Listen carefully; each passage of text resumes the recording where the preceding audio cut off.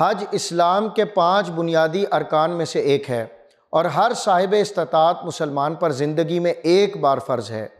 یہ عبادت مکہ مکرمہ میں انجام دی جاتی ہے اور اس کا مقصد اللہ تعالیٰ کی رضا حاصل کرنا ہے، روحانی تطہیر اور تقوی کا حصول ہے۔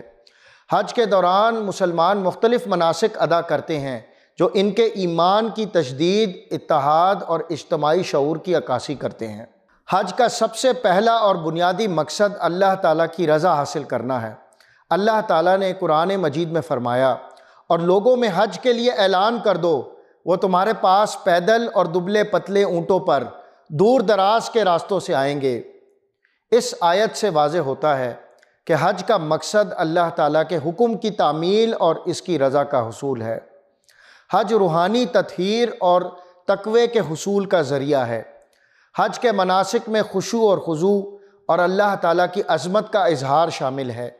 حجاج کرام احرام باندھتے ہیں جو کہ ایک سفید لباس ہے جس کا مقصد دنیاوی تعلقات اور ظاہری تفاوت کو ختم کر کے سب کو برابر کرنا ہے۔ احرام باندھنے سے انسان کو یہ یاد دہانی ہوتی ہے کہ وہ اللہ تعالیٰ کے سامنے ایک عاجز بندہ ہے۔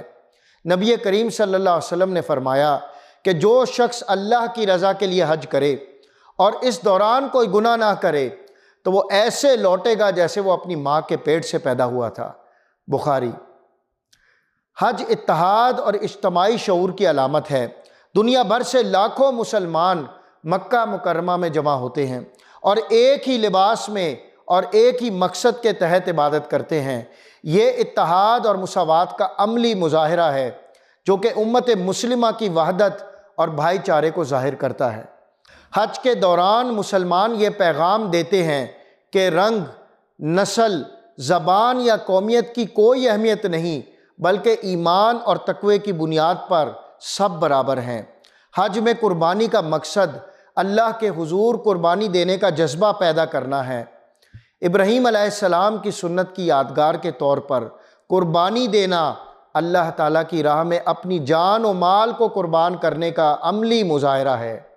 اللہ تعالیٰ نے فرمایا، قُلْ إِنَّ صَلَاتِي وَنُسُكِي وَمَحْيَايَ وَمَمَاتِي لِلَّهِ رَبِّ الْعَالَمِينَ، یقیناً میری نماز، میری قربانی، میری زندگی اور میری موت اللہ کے لیے ہے جو تمام جہانوں کا رب ہے۔ یہ آیت انسان کو یہ سبق دیتی ہے کہ اس کی پوری زندگی اللہ کے لیے وقف ہونی چاہیے۔ حج میں رمی جمار، کنکریاں مارنا شیطان کے خلاف جنگ کی علامت ہے۔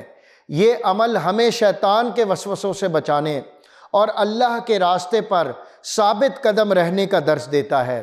شیطان کو کنکریاں مارنا اس بات کا اظہار ہے کہ مسلمان ہر حال میں اللہ کے احکام کی پیروی کرے گا اور شیطان کے بہکاوے میں نہیں آئے گا۔ حج کے دوران صفا اور مروہ کے دوران سعی یعنی کہ دوڑ بی بی ہاجرہ سلام علیہا کے صبر اور استقامت کی یاد دلاتی ہے۔ یہ عمل ہمیں صبر و تحمل اور اللہ پر کامل بھروسہ کرنے کا سبق دیتا ہے۔ بی بی ہاجرہ کی سعی ہمیں یہ سکھاتی ہے کہ اللہ کی راہ میں صبر و استقامت اور بھروسہ کرنے والے کبھی ناکام نہیں ہوتے۔ مزدلفہ میں قیام اور عرفات میں وقوف حج کے اہم مناسک میں سے ہے۔ نبی کریم صلی اللہ علیہ وسلم نے فرمایا، حج عرفہ ہے۔ ترمذی۔ عرفات میں وقوف کے دوران اللہ تعالیٰ سے مغفرت مانگنا اور اپنے گناہوں کا اعتراف کرنا روحانی پاکیزگی کا اہم ذریعہ ہے۔ آخر میں طواف افادہ اور طواف وداع حج کے اہم مناسک میں سے ہیں۔ یہ مناسک اللہ تعالیٰ کے گھر کا طواف کرتے ہوئے اس کی بڑائی اور عظمت کا اظہار کرتے ہیں۔